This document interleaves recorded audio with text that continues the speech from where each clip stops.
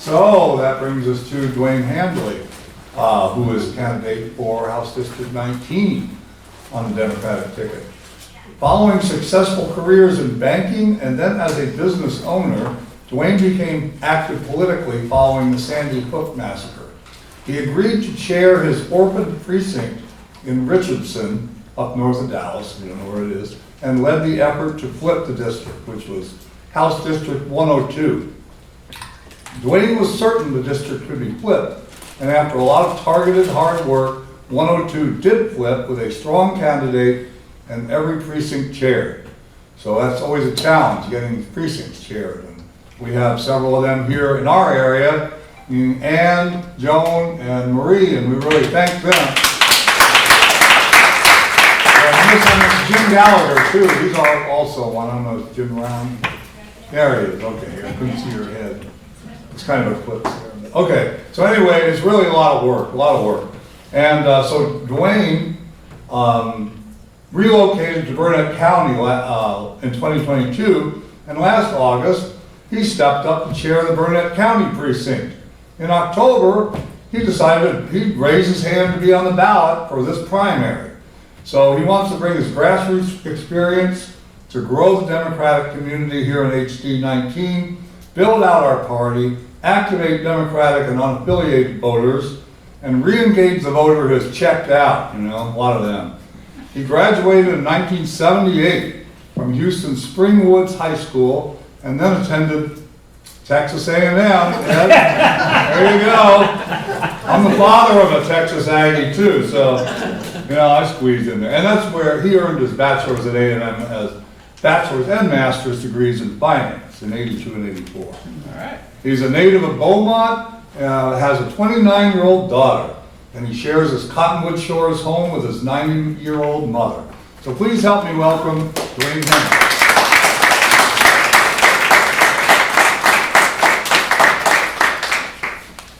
Thank you, Mike, for that enthusiastic introduction. I'm going to set my own little timer here because I really don't like going over. Eileen said to give you All right. Okay.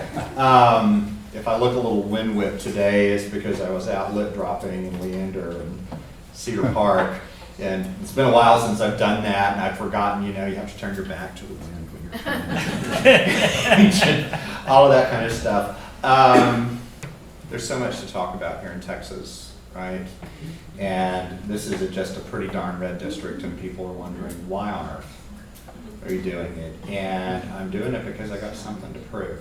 I'm coming into hang on. Can you hear me now? No, it's not a Verizon commercial. There you go. Is that better? Okay. I'm coming into this with something to prove because I'm coming at this as a Democratic Party man, and I don't mean like a Brett Kavanaugh kind of party man. I mean, I'm in this for you guys because I've spent a lot of time sitting in the chairs that you're in right now, and I share a lot of the frustration of continuing to be a minority party in this state. And so I want to bring my grassroots field organizing capabilities to this district and to build it and make it stronger and to add Democratic votes from HD 19 up and down the ballot. There's always I'm always a little, I have a question, what should I start off with? Should I start talking about issues? Should I start talking about how I want to campaign? I think I'm going to go into issues right now because I feel like maybe this is what you're wanting to hear right now. In Texas, I'm hearing the number one issue is public education, or pretty darn close to the number one issue. We've got Republicans sitting on $33 billion of surplus, most of which was taken from school districts. This is school district money, and they're refusing to spend it on our schools unless they get to have it their way, unless they get to put it into the pockets of billionaires who want to enrich private charter schools and vouchers and turn a free public service into a for-profit opportunity for billionaires. You all know that's wrong, right? I mean, we need Democrats to get in there and stop that kind of stuff. Healthcare autonomy. reproductive freedom. We've got a legislature and a governor and an attorney general and now a Supreme Court who think it's okay for them to practice medicine without a license. What do they know? Do any of them have a medical degree? Maybe one of them or two of them do, but they certainly don't all. And this is a question that ought to be left in the realm of the medical profession. You know, the AMA and maybe the FDA in terms of legal and professional governance of it, and of course, the pregnant woman and her family. And the only way that Kim Paxton ought to weigh in on whether a woman gets an abortion is if she calls them on the phone and asks. Shy of that, shut up. You know, healthcare. You know, Medicaid expansion, mental health care. We're not doing well in those areas, and that kind of ties in with the whole gun violence thing, right? Because every time there's a massacre, the first thing the Republicans say is that we need to do more about mental health care, and then they turn around and do nothing about it. So it's pretty disingenuous. Climate change and our water resources. You all know that droughts are becoming more frequent and longer lasting. I tied this in with the power grid as well because both of these are affected by the fact that Texas is adding a San Antonio every 3 years. Think about that. Think about building new infrastructure for a San Antonio every 3 years. And of course it is spread out over our other large cities, but I'm being told now that in 50 years' time, Texas population will increase by more than 70% from where it is now, if you can imagine. And our water resources are going to reduce by almost 20%. We got to do something. And their ideas on paper at least, to build aqueducts from places where there's a surplus of water, places like where we are here, where there's a deficit of water. But anybody east of I-35 is looking at a future of water insecurity. But guess where the people are moving? I love the hill country, right? I love it. I came here. Home rule cities and the rights of home rule cities. Look at anything that Houston or Austin or San Antonio or Dallas do that Greg Abbott doesn't like, he just signs a little piece of paper and says, no, you can't do that anymore. And he's doing it to counties that want to accommodate voters who have to drive long distances from where they work to where they live to go and vote. And then here's one that really gets my goat, and that's the idea of using the state government as a heavy hand for certain people's religious orthodoxy.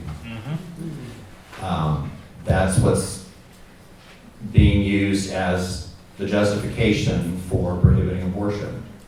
It's being used as the justification for banning books, for banning drag shows, and from preventing transgender youth from getting the kind of mental and physical health care that they need.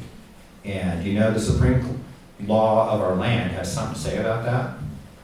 It's unconstitutional to marry government and religion, and you don't get to use your religious freedom does not extend to impinging on mine. And religious freedom can be the freedom to worship and fellowship with people of like mind, or it can be to go down some kind of an unorthodox path, or to have no religion at all. It means all of that. It doesn't just mean, evangelical Christian white nationalism. And we need to re-enshrine that in our laws. Humane immigration policies. Is anybody appalled at razor wire Yes. in the Rio Grande? I, honest to God, got a direct mail piece from the Trox, who is incumbent in this district. Picture of her on the one side, Greg Abbott on the other side, and honest to God, a drawing of razor wire in the middle. Oh my God. And it said, come and take it. Oh. I should have brought it and passed it around. I think that's just got to be one of the most appalling things I have ever seen. And granted, she's running against an extreme right-wing primary opponent. She's probably going to try and deny it, but I'm not going to let her forget. This is going to go into my campaigning, into my literature, and I'm going to say, she thinks this is funny. Okay, because I don't. Gun violence. Texas is a leader in the nation in gun massacres. And Every time it happens, first of all, it's too soon to talk about it. It's too soon to talk about solutions. Well, it's too soon until it's too late. Okay. I will reaffirm that the Second Amendment to the U.S. Constitution confers a right to bear arms. I strongly and vehemently argue against the notion that that includes semi-automatic assault weapons. No. No civilian should have one of those things in their hand. I'm running out of time here, but no civilian needs an AR-15. No, just none. There's only one purpose for those guns, and that is mass slaughter. And it's happening to our children while the gun lobby and the Republican politicians whose pockets they line just get richer and richer. It is blood money. Okay, so gets to my number one issue. I better cut to that. My number one issue is democracy. Okay, because it's in peril.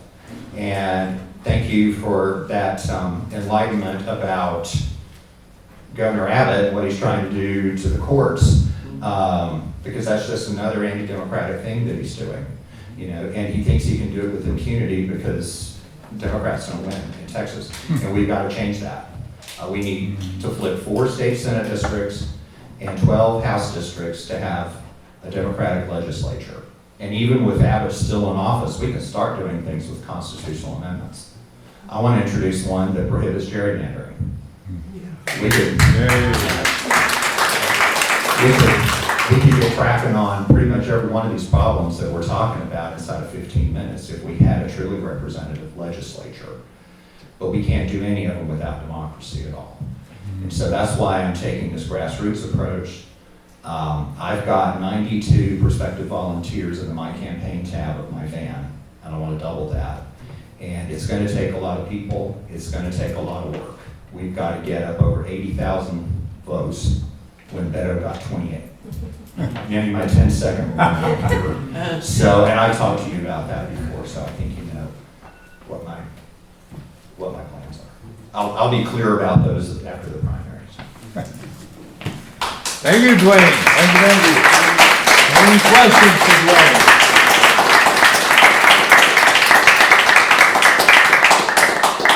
Questions? Quiet, good. Okay. I told you everything you wanted to hear. That's it. Well, how are we going to flip this district?